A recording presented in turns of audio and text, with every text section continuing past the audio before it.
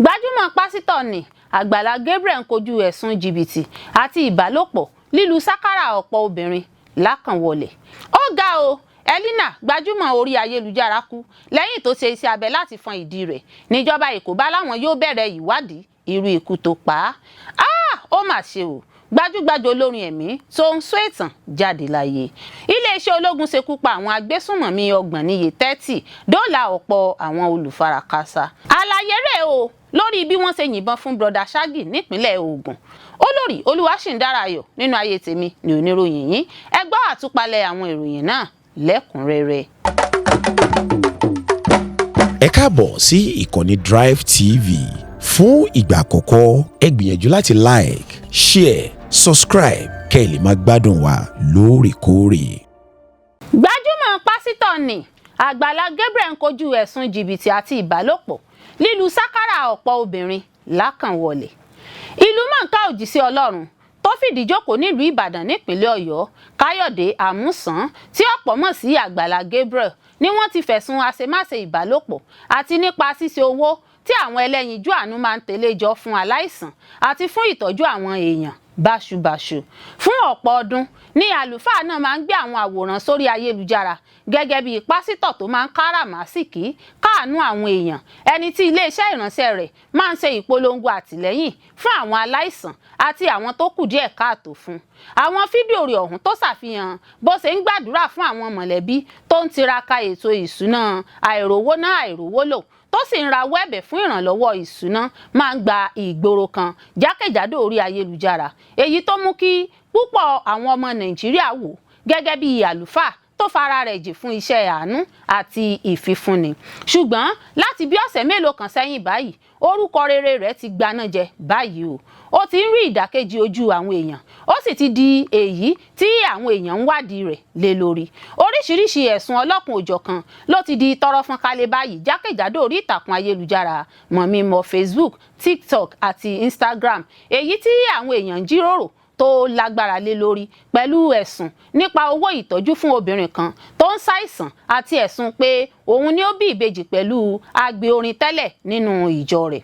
Ọ̀kan lára àwọn awuyewuye àhesọ̀rọ̀ náà tí ìròyìn Saturday Punch gbé jáde síta ló jẹyọ jáde láti ọ̀rọ̀ nípa obìnrin kan tí wọ́n pe orúkọ rẹ̀ ní Mọ́rẹ́níkejì, ẹni tí wọ́n ní ó ní àìsàn ẹ̀yìn tí ipò ìtọ́jú rẹ̀ sì ti kọ́kọ́ pè fún kí àwọn aráàlú, àwọn ẹlẹ́yinjú àánú tẹ̀lé owó jọ fún.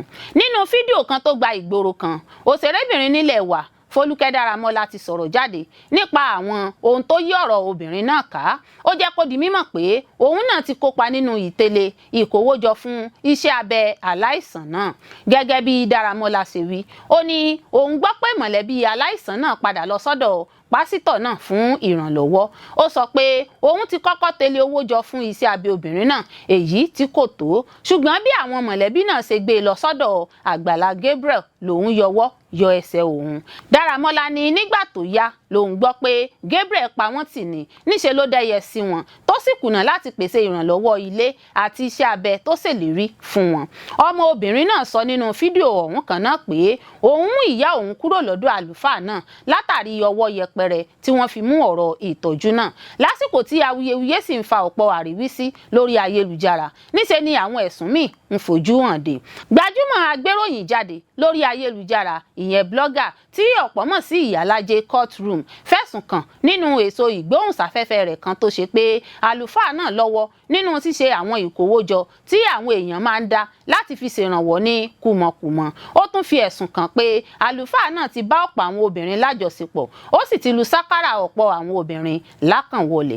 Gẹ́gẹ́ bó ṣe wí, ó ní ọ̀kan lára àwọn obìnrin, Bólú, tó jẹ́ agbe orin tẹ́lẹ̀ rí nílé ìjọsìn pásítọ̀ náà, ẹni tó lóyún fún un tó sì tún bí ìbejì fún un. Ìyálájé ní obìnrin náà wà lẹ́ni ọdún 23 years nígbà tí wọ́n bẹ̀rẹ̀ wọléwọ̀de, àmọ́ ó ti pé ẹni ọdún 25 years báyìí. Ó fi kún pé Àgbàlá Gabriel kọ́kọ́ fà kékọ́rí pé òun kọ́ lòun lóyún, àmọ́ lẹ́yìn ìfúngunmọ́ ó padà gbà lẹ́rọ̀ tó sì gba ilé fún obìnrin náà àti àwọn ìbejì. Bí ọ̀pọ̀ oríṣiríṣi ẹ̀sùn ṣe ń gba orí ìtàkùn ayélujára kan, níṣe làwọn alátìlẹyìn àti àwọn alátakò àlùfáà náà ń forí sọ ara wọn pẹ̀lú báwọn èèyàn ṣe ń gbèjà rẹ̀ fún àwọn iṣẹ́ rere ìfifúnni tó ti ṣe sẹ́yìn, nígbà tí àwọn míì ń béèrè fún àkóyawọ́ ńlá lórí ọ̀rọ̀ náà. Àlùfáà náà lásìkò tó ń kọ ìhà sí àwọn ẹ̀sùn náà sọ fún ìròyìn Saturday Punch pé òun kò jẹ̀bi ẹ̀sùn náà. Ó sọ wípé bí wọ́n ṣe máa ń wá ìṣubú àwọn ìránṣẹ́ Ọlọ́run nìyí, bí wọ́n ṣe máa ń gbìyànjú láti já àwọn ìránṣẹ́ Ọlọ́run bọ́ nìyí. Ó ní gbogbo àwọn ìránṣẹ́ Ọlọ́run tó jẹ́ olókìkí tó gbajúmọ̀ ló máa ń kojú irú àwọn irọ́ rábàǹdẹ̀ báyìí. Àlùfáà náà sọ wípé a máa ń rí àwọn òjíṣẹ́ Ọlọ́run bíi pásítọ̀ Adébóyè àti àwọn pásítọ̀ olókìkí tí wọ́n máa ń sábà bá wọn pò lórí ayélujára lójoojúmọ́. Ó ní bí àwọn èèyàn ọ̀hún ṣe máa ń ṣe nìyẹn, wọ́n máa ń fi ẹ̀sùn èké kàn ni. Ó ga o, Elina gbajúmọ̀ orí ayélujára kú lẹ́yìn tó ṣe iṣẹ́ abẹ láti fọn ìdí rẹ̀. Níjọba Èkó bá láwọn yóò bẹ̀rẹ̀ ìwádìí irú ikú tó pa á. Ìjọba ìpínlẹ̀ Èkó ti bẹ̀rẹ̀ ìwádìí lórí ohun tó ṣokùnfà ikú arábìnrin Elina Jessica Nwokpara, èyí tí ọ̀pọ̀ èèyàn mọ̀ sí Elina, ẹni tó pàdánù ẹ̀mí rẹ̀ látàrí àwọn ìrora tó ní lẹ́yìn tó lọ ṣe ìdí ní ilé ìwòsàn kan ní ìpínlẹ̀ Èkó.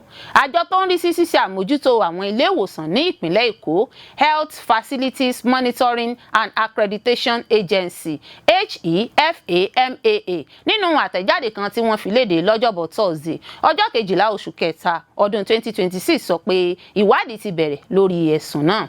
Ọ̀gá àgbà àjọ náà Abíọ́lá Ìdòwú nínú àtẹ̀jáde tó wà lójú òpó àjọ náà lórí ìkànnì Facebook sọ pé ilé ìwòsàn tí Elina ti ṣe iṣẹ́ abẹ láti fi kún ìdí rẹ̀ náà ní àkọọ́lẹ̀ pẹ̀lú àwọn tí wọ́n sì ní àwọn kò ní bo ilé ìwòsàn kankan tó bá ti di ọ̀rọ̀ ààbò àwọn èèyàn.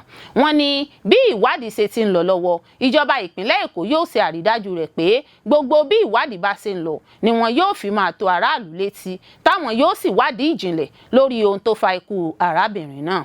Gẹ́gẹ́ bí àtẹ̀jáde tí àjọ náà sọ, wọ́n ní ohun tó ṣokùnfà ìdí táwọn fi ń ṣe ìwádìí náà ni ìròyìn tó gba orí ayélujára pé lẹ́yìn ìgbà díẹ̀ tí Elina ṣe iṣẹ́ abẹ náà ní ara rẹ̀ kò yá kó tó di pé ó padà jáde láyé. Wọ́n ní gẹ́gẹ́ bí àjọ tó wà fún ṣíṣe àmójútó àwọn ilé ìwòsàn ní ìpínlẹ̀ Èkó, àwọn gbọ́dọ̀ ṣe àrídájú rẹ̀ pé gbogbo àwọn ilé ìwòsàn tẹ̀lé òfin àti ìlànà tó de iṣẹ́ wọn lórí dídáàbòbò aráàlú. Wọ́n ní òfin àti ìlànà wà fún ṣíṣe iṣẹ́ abẹ tó ní ṣe pẹ̀lú ṣíṣe àtúnṣe sí àgọ́ ara tó fi mọ́ gbogbo àwọn irinṣẹ́ tí ilé ìwòsàn bẹ́ẹ̀ ń lò. Wọ́n wá ní àwọn ti bẹ̀rẹ̀ ìwádìí tó lóòrìn lórí bóyá ìlànà tó jẹ́ títẹ̀lé lórí iṣẹ́ abẹ náà, ìwádìí dókítà tó ṣe é àti àwọn ìgbésẹ̀ tí wọ́n ṣe ṣáájú lásìkò àti lẹ́yìn iṣẹ́ abẹ náà. Ní òpin ọ̀sẹ̀ tó kọjá yìí ní ìròyìn gba orí ayélujára pé arábìnrin náà pàdánù ẹ̀mí rẹ̀ lẹ́yìn tó ṣe iṣẹ́ kejì láti mú àtúnṣe bá ìdí rẹ̀, èyí tí wọ́n ń pè ní BBL. Fídíò kan tó gba orí ayélujára tí BBC kò lè fìdí rẹ̀ múlẹ̀ ṣàfihàn obìnrin kan táwọn èèyàn sọ pé Elina ni wà lórí ibùsùn ilé ìwòsàn tó sì ń pariwo táwọn dókítà tó ń ṣiṣẹ́ abẹ sì ń ṣiṣẹ́ lọ lára rẹ̀. Obìnrin kan tó pe ara rẹ̀ ní àbúrò Elina lórí ìkànnì TikTok, Nelly, fìdí ikú Elina múlẹ̀ tó sì fẹ̀sùn kan ilé ìwòsàn Sinosure Aesthetic Plastic Surgery Hospital tó wà ní ìpínlẹ̀ Èkó pé àwọn ni wọ́n ṣe iṣẹ́ abẹ tó gbẹ̀mí obìnrin náà. Àmọ́ ilé ìwòsàn náà ní Elina kò kú sọ́dọ̀ àwọn o. Nelly ṣàlàyé pé ní ọjọ́ 6 oṣù kẹta ọdún 2026 ni Elina lọ ṣe iṣẹ́ abẹ láti lọ fa àwọn ọ̀rá láti ara rẹ̀ sí ìdí rẹ̀ ní ilé ìwòsàn náà tó sì sọ àwọn ìrora tí ó là kọjá lẹ́yìn iṣẹ́ abẹ náà. Ó ní lẹ́yìn ọjọ́ méjì tí Elina ṣe iṣẹ́ abẹ náà tán ló bẹ̀rẹ̀ sí ní jẹ ìrora níbi tó ti ṣe iṣẹ́ abẹ náà tí ibẹ̀ sì bẹ̀rẹ̀ sí ní wú. Ó fi kún pé àwọn àyẹ̀wò tí wọ́n ṣe lẹ́yìn ìgbà náà fi hàn pé white blood cell Elina lọ sókè gidi tó sì tún ní àwọn kòkòrò kan níbi tó ti ṣe iṣẹ́ abẹ náà àti pé ẹ̀jẹ̀ ara rẹ̀ ti lọ sílẹ̀ púpọ̀, èyí tó mú kó nílò gbígba ẹ̀jẹ̀ tó pọ̀. Ó ní pẹ̀lú gbogbo oògùn tó ń pa kòkòrò tí wọ́n fún un nílé ìwòsàn níṣe ni àìlera rẹ̀ tún lékún sí i. Ó ṣàlàyé pé ọjọ́ 13 oṣù kẹta ni wọ́n ṣe iṣẹ́ abẹ míì fún láti mú àdínkù bá àwọn ọ̀rá tí wọ́n kó sídìí rẹ̀ bí wọ́n ṣe lérò pé àwọn ọ̀rá náà ti pọ̀ jù ní ẹ̀jẹ̀ ara rẹ̀ kò ṣe sàn dáadáa. Nelly fi kún pé iṣẹ́ abẹ kejì tí wọ́n ṣe fún kò mú àdínkù bá ìrora tó ń kojú rárá tí wọ́n sì darí àwọn láti lọ sí ilé ìwòsàn olùkọ́ni ilé ẹ̀kọ́ gíga fásitì ìpínlẹ̀ Èkó, ìyẹn Lagos State University Teaching Hospital LUTH lọ́jọ́ 19 oṣù kejì. Ó ní nígbà tí àwọn dé LUTH kò kò sí bẹ́ẹ̀dì tí wọ́n lè gbé Elina sí ní ICU. Wákàtí bíi 5 ló lò nínú ọkọ̀ ìṣẹ̀lẹ̀ pàjáwìrì tó sì ń jẹ ìrora ní gbogbo ìgbà náà. Ó tẹ̀síwájú pé nọ́ọ̀sì tó tẹ̀lé àwọn láti ilé ìwòsàn Sinosure kò mú abẹ́rẹ́ tàbí oògùn kankan dání láti fi mú àdínkù bá ìrora tí ń kojú, tí wọ́n sì fi àwọn sílẹ̀ láti máa dáràn, èyí tó mú kí àwọn tó gbé Elina lọ sílé ìwòsàn míì. Ó ní 20 oṣù kejì ni àwọn gbé lọ sí ilé ìwòsàn míì nígbà tí àwọn kàn sí dókítà míì, níbi tí dókítà náà ti sọ fún àwọn pé bákan méjì ló ṣeé ṣe kí ọ̀rọ̀ náà já sí fún Elina. Ó sọ pé mílíọ̀nù 6 ní ilé ìwòsàn náà kọ́kọ́ gbà lọ́wọ́ àwọn fún ìtọ́jú Elina fún ọ̀sẹ̀ kan, tí wọ́n sì tún ṣe iṣẹ́ abẹ míì fún lọ́jọ́ 22 oṣù kejì níbi tí wọ́n ti yọ gbogbo ọ̀rá tí wọ́n fi ṣe ìdí fún. Nelly ní pẹ̀lú gbogbo àwọn iṣẹ́ abẹ náà, síbẹ̀ níṣe ni ẹ̀jẹ̀ ara rẹ̀ ń gbẹ tó sì di ẹ̀bi ikú Elina ru ilé ìwòsàn Sinosure tó ti ṣiṣẹ́ abẹ náà ṣáájú pé wọ́n lo àwọn irinṣẹ́ tí kò mọ́ láti fi ṣe iṣẹ́ abẹ rẹ̀ láti ìbẹ̀rẹ̀ pẹ̀pẹ̀ ni. Ilé ìwòsàn Sinosure Aesthetic Plastic Surgery Clinic ti wá ṣèkìlọ̀ fún gbogbo àwọn tó bá sọ̀rọ̀ òdì, gbé ìròyìn òfégè tàbí ṣe fídíò èké nípa ilé ìwòsàn náà, tí wọ́n sì ní àwọn fún un ní ọjọ́ kan láti yọ wọ́n kúrò tàbí kí wọ́n kojú ìgbésẹ̀ òfin. Àtẹ̀jáde tí ilé ìwòsàn náà gbé jáde látọwọ́ àwọn agbẹjọ́rò wọn G Law Firm fi léde lọ́jọ́bọ̀ Thursday sọ pé àwọn àwòrán àti fídíò tó ń lọ lórí ayélujára kò wá láti ọ̀dọ̀ àwọn. Wọ́n ní ọjọ́ 19 oṣù kejì ni àwọn ní kí Jessica Elina máa lọ sílé ìwòsàn kan tó wà ní Mushin kí ó lè rí ìtọ́jú tó péye níbẹ̀, ṣùgbọ́n táwọn èèyàn rẹ̀ gbé kúrò níbẹ̀ lọ sí ilé ìwòsàn míì níbi tí ó kú sí. Wọ́n ní àwọn kò ní nǹkan kan ṣe pẹ̀lú àwọn àwòrán àti fídíò tó ń lọ kiri lórí ayélujára nípa arábìnrin náà nítorí ọ̀dọ̀ àwọn kọ́ ni wọ́n ti yà wọ́n. Ilé ìwòsàn náà ṣàlàyé pé ọ̀dọ̀ àwọn kọ́ ni Elina ti kọ́kọ́ ṣe ìdí, tó sì jẹ́ pé ó kàn wá sọ́dọ̀ àwọn ni fún àtúnṣe ohun táwọn ilé ìwòsàn àkọ́kọ́ ti kọ́kọ́ ṣe. Nínú àtẹ̀jáde náà ni ilé ìwòsàn yìí ti sọ pé àwọn ṣe gbogbo ohun tó yẹ láti rí i dájú pé ó gba ìtọ́jú tó péye, tí àwọn sì ṣe àmójútó ìlera lẹ́yìn tó parí iṣẹ́ abẹ náà. Wọ́n ní àwọn ṣe àrídájú rẹ̀ pé lẹ́yìn tó pé ọ̀sẹ̀ méjì ni àwọn ní kí Elina lọ sí ilé ìwòsàn ńlá fún ìlera tó péye nígbà tí ara rẹ̀ kò balẹ̀. Wọ́n fi kún pé ìgbésẹ̀ tó yẹ ni àwọn gbé láti fi ránṣẹ́ sí ilé ìwòsàn míì nígbà tí ara rẹ̀ kò le. Iṣẹ́ abẹ BBL yìí jẹ́ iṣẹ́ tí wọ́n máa ń ṣe láti mú kí ìdí tóbi, fẹ̀ tàbí yírodò sí i. Àwọn dókítà tó máa ń ṣe iṣẹ́ abẹ yìí máa ń fa ọ̀rá kúrò ní ẹ̀yà ara kan láti fi sí ìdí tàbí kí wọ́n fi ike tí wọ́n ń pè ní silicone sí. Iṣẹ́ abẹ náà ní ewu ńlá nínú, àmọ́ síbẹ̀ iye àwọn èèyàn tó ń ṣe ń lékún sí i ní ọdọọdún pẹ̀lú ìdá 20% gẹ́gẹ́ bí ìwádìí ṣe sọ. Ní ọdún 2023, bíi $1.5 mílíọ̀nù lọ sókè ni wọ́n fi ń ṣe BBL, ṣùgbọ́n tí owó náà ti lékún báyìí gidigidi, èyí tó ní ṣe pẹ̀lú ilé ìwòsàn, dókítà tó ń ṣe àti ibi tí iṣẹ́ abẹ náà ti ń wáyé.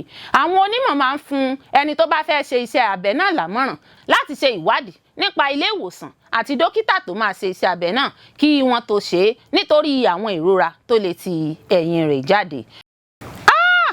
Ó mà ṣe o, gbajúgbajà olórin ẹ̀mí tó ń sún ètàn jáde láyé.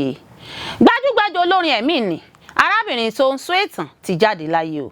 Ẹni ọdún 73 73 years ni Soetan ṣáájú ikú rẹ̀ lọ́jọ́ Ẹtì Friday ọjọ́ 13 oṣù kẹta ọdún 2026 yìí. Aláwàdà orí ayélujára tó fi ìlú Ìbàdàn ṣe ibùgbé wòlíì àgbà ló fi ìdí ìròyìn ikú akọrin ẹ̀mí náà múlẹ̀ lójú òpó Instagram rẹ̀ lọ́jọ́ Ẹtì Friday.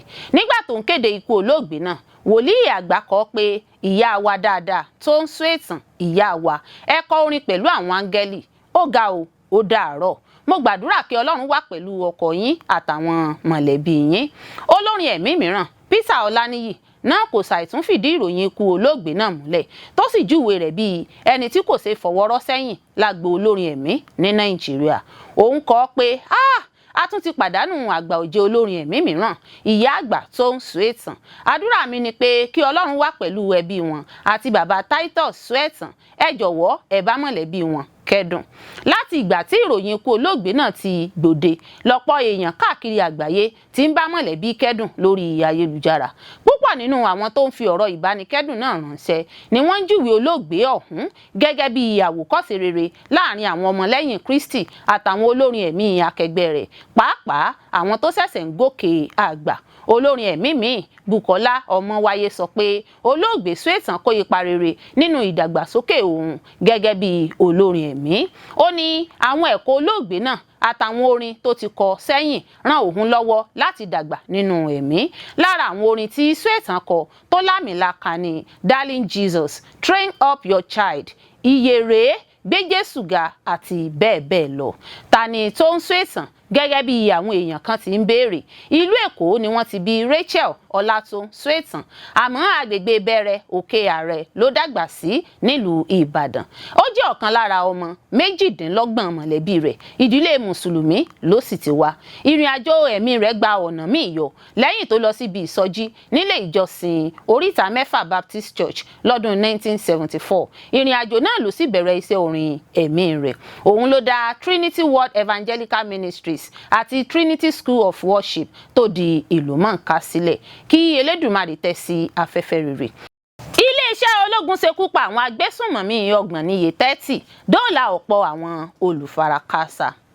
Ikọ̀ ológun ilẹ̀ wa Nàìjíríà ti ń ṣiṣẹ́ takuntakun lórí ìkọlù wọn tako àwọn agbésùnmọ̀mí àtàwọn ọ̀daràn jákèjádò àwọn apá ẹkùn nílẹ̀ wa nípa ṣíṣekúpa ó lé ní 30 níye àwọn agbésùnmọ̀mí. Ikọ̀ ológun tún dóòlà àwọn olùfarakásá tí wọ́n jí gbé lásìkò iṣẹ́ takuntakun tí wọ́n gbéṣe láàrin ọjọ́ 7 àti ọjọ́ 12 oṣù kẹta. Ọ̀gá àgbà fẹ̀tọ́ ìròyìn lẹ́ka iléeṣẹ́ ètò ààbò Ọ̀gágun Major General Michael Onuja sọ èyí di mímọ̀ nínú àbọ̀ ìròyìn ọlọ́sọ̀ọ̀sẹ̀ lórí iṣẹ́ ìrédè ààbò tí iléeṣẹ́ ológun gùnlé l'Àbújá. Onuja sọ wípé ikọ̀ ológun Adinkai ti ṣàṣeyọrí nípa gbígbógun ti ìgbésẹ̀ àwọn agbésùnmọ̀mí àti dídènà àwọn tó ń fi ohun èlò ṣọwọ́ sáwọn agbésùnmọ̀mí jákèjádò ìpínlẹ̀ Yobe, Borno àti Adamawa. Ó sọ wípé iṣẹ́ ààbò náà ló yọrí sí nínáwọ́ gan ọ̀pọ̀ àwọn ògbóǹtarìgì tó fi mọ́ àwọn afọhùn èlò ṣọwọ́ sáwọn agbésùnmọ̀mí, àwọn agbowó orí àtàwọn agbódegbà fáwọn agbésùnmọ̀mí. Gẹ́gẹ́ bó ṣe wí, ọjọ́ 9 oṣù kẹta ní ikọ̀ ológun rí àwọn ohun èlò ìjagun gbà padà lẹ́yìn ìkọlù tí wọ́n ṣe sí wọn níjọba ìbílẹ̀ Mafa àti Ìjẹ̀rẹ̀ nípínlẹ̀ Borno. Bákan náà lọ́jọ́ kejì wọ́n tún dènà ìkọlù lórí FOB Tuba àti Dorobaga ní àkókò kan náà. Ní Goniri, Yobe, ikọ̀ ológun dènà onírúurú ìkọlù lóru tí wọ́n sì ṣekú pa ó lé ní 20 àwọn agbésùnmọ̀mí tó fi mọ́ Abu Yusuf, Manzil Dunsula tí wọ́n sì tún ṣàwárí àwọn ohun ìjagun ìbọn àti àdó ìbúgbàmù. Ikọ̀ ọmọ ogun tún dóòlà àwọn olùfarakásá tí àwọn agbésùnmọ̀mí jí gbé tí wọ́n sì tún rí àwọn ohun èlò tó wà fún àwọn agbésùnmọ̀mí gbà lọ́wọ́ àwọn afọhùn èlò ṣọwọ́. Nípínlẹ̀ Adamawa, ìdásí kánmọ́nkóbó àwọn ikọ̀ elétò ààbò iléeṣẹ́ ológun níjọba ìbílẹ̀ Madagali àti Maiha ló yọrí sí sísàwárí àwọn ike jẹ́ríkà 23 tó kún fún epo bẹntiróòlù èyí tó wà fún iṣẹ́ àwọn agbésùnmọ̀mí. Gẹ́gẹ́ bí ìròyìn tó tẹ̀ wá lọ́wọ́, láti ọdún 2015 ikọ̀ ológun Operation Adinkai ti ṣe àkọsílẹ̀ àwọn agbésùnmọ̀mí 122,843 tó ronúpìwàdà tó jọ̀wọ́ ara wọn sílẹ̀, èyí tọ́ka sí ìfúngunmọ́ àwọn ẹgbẹ́ agbésùnmọ̀mí. Gẹ́gẹ́ bó ṣe wí, àwọn gbòógì iṣẹ́ takuntakun àwọn ikọ̀ ọmọ ogun ní dídóòlà àwọn olùfarakásá tó kó sọ́wọ́ àwọn agbébọn ajínigbé láti aginjù igbó Mpape Kuyeri lójú ọ̀nà Àbújá sí Kaduna àti pípa ibùba àwọn agbésùnmọ̀mí run níjọba ìbílẹ̀ Tangaza nípínlẹ̀ Sokoto.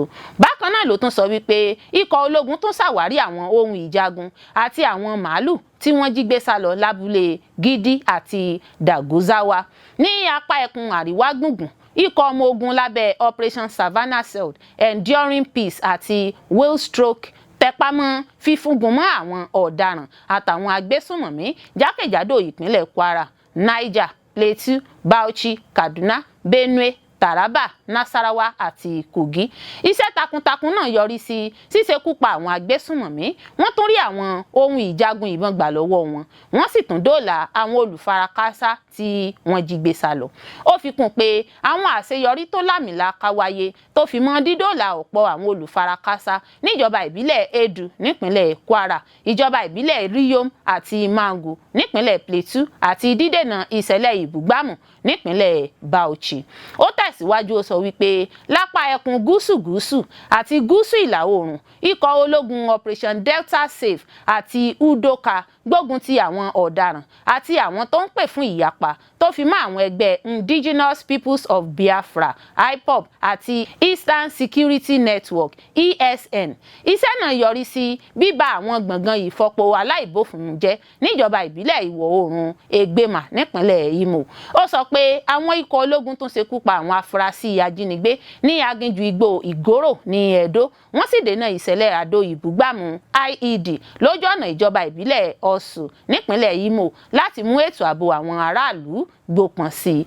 Onoja tẹnumọ́ pé iṣẹ́ ìrédè iṣẹ́ ààbò tó ń lọ lọ́wọ́ yìí ládùrú ìṣòro ìpèníjà tó ń dojúkọ àwọn ọmọ ogun, èyí tó tọ́ka sí ìgboyà àti iṣẹ́ takuntakun àwọn ikọ̀ ológun. Ó sọ wípé olórí òṣìṣẹ́ ààbò ilẹ̀ wa Ọ̀gágun Olúfẹ́mi Olúyẹdẹ ti gbóríyìn fún àwọn aráàlú fún pípèsè ìtanilólobó lákòókò tó yẹ. Olúyẹdẹ tún tẹnumọ́ ìfarajìn iléeṣẹ́ ológun sí èso ìgbáyégbádùn ikọ̀ ológun, ìfọwọ́sowọ́pọ̀ pẹ̀lú àjọ elétò ààbò àti láti mú ètò ààbò ìdúróṣinṣin padà bọ̀ sípò jákèjádò orílẹ̀-èdè. Àlàyé rèé o lórí bí wọ́n ṣe yìnbọn fún Brother Shaggy nípínlẹ̀ Ògùn. Ní ìrọ̀lẹ́ ọjọ́bọ̀ ọjọ́ 12 oṣù kẹta ọdún 2026 ni ìròyìn gbòde pé àwọn kan yìnbọn mọ́ gbajúmọ̀ adẹ́rìnpòṣónù ní Samuel Perry tí ọ̀pọ̀ mọ̀ sí Brother Shaggy níbi tó ti ń ya fídíò kan ní agbègbè Sango Ọ̀tà, ìpínlẹ̀ Ògùn. Gẹ́gẹ́ bí ìròyìn tí a rí gbọ́, wọ́n ní ọjọ́ àìkú ọjọ́ 8 oṣù kẹta ni ìṣẹ̀lẹ̀ náà wáyé lábẹ́ afárá Sango Ọ̀tà. Ìròyìn tó gbòde sọ pé ohun tó ṣokùnfà ìṣẹ̀lẹ̀ náà kò yé ẹnikẹ́ni, ṣùgbọ́n wọ́n ní ọlọ́pàá kan tí kò fẹ́ kí ẹnikẹ́ni dárúkọ òun nítorí òun kò ní àṣẹ láti sọ̀rọ̀ lórí ìròyìn náà sọ pé nígbà tí adẹ́rìnpòṣónú náà ń ya fídíò ní Sango Ọ̀tà ni wọ́n yìnbọn mọ́ ọ. Gẹ́gẹ́ bí ohun tí iléeṣẹ́ ìwé ìròyìn Punch fi léde, lẹ́yìn tí wọ́n ti tọ́jú Brother Shaggy fún ìgbà díẹ̀ ní Blooming Care ni wọ́n tún gbé e lọ sí ilé ìwòsàn Duchess Hospital tó wà ní agbègbè Ìkẹjà, ìpínlẹ̀ Èkó, níbi tó ti ń gba ìtọ́jú lọ́wọ́lọ́wọ́ báyìí. Agbẹnusọ ọlọ́pàá ìpínlẹ̀ Èkó Abímbọ́lá Adébísí náà fìdí ìṣẹ̀lẹ̀ ọ̀hún múlẹ̀ bí ó ṣe sọ pé àwọn aláṣẹ ilé ìwòsàn tí Brother Shaggy ti ń gba ìtọ́jú ni wọ́n kàn sí àgọ́ ọlọ́pàá láti fi ọ̀rọ̀ náà tó wọn létí. Adébísí ní kété tí ilé ìwòsàn pé àgọ́ ọlọ́pàá pé wọ́n gbé èèyàn tó ní ọgbẹ́ ọta ìbọn wá sí ilé ìwòsàn àwọn ni àwọn ọlọ́pàá lọ síbẹ̀ tí wọ́n sì rí i pé Brother Shaggy ni ẹni náà. Ó fi kún pé ibi tán ni Brother Shaggy ti gbọgbẹ́ tó sì ti ń gba ìtọ́jú. Nígbà tí àwọn akọ̀ròyìn kàn sí agbẹnusọ ọlọ́pàá ìpínlẹ̀ Ògùn láti fìdí ohun tó ṣẹlẹ̀ gan-an múlẹ̀, agbẹnusọ ọlọ́pàá Ògùn Olúṣèyí Babáṣèyí nínú àtẹ̀jíṣẹ́ tó fi ránṣẹ́ sí àwọn akọ̀ròyìn sọ pé òun kò lè fìdí rẹ̀ múlẹ̀ pé wọ́n yìnbọn fún Brother Shaggy gẹ́gẹ́ bí ìròyìn tó gba ìgboro kan. Ó ní síbẹ̀ ìwádìí ti bẹ̀rẹ̀ láti mọ ohun tó ṣẹlẹ̀ ní pàtó àti pé àwọn yóò máa fi ààbọ̀ ìwádìí àwọn tó aráàlú létí ní kété tí àwọn bá mọ ohun tó ń lọ. Babáṣèyí wá rọ àwọn èèyàn láti dènà gbígbé àwọn ìròyìn tí kò lẹ́sẹ̀ ńlẹ̀ kí wọ́n sì máa ṣe ìwádìí dáadáa kí wọ́n tó máa gbé ìròyìn síta.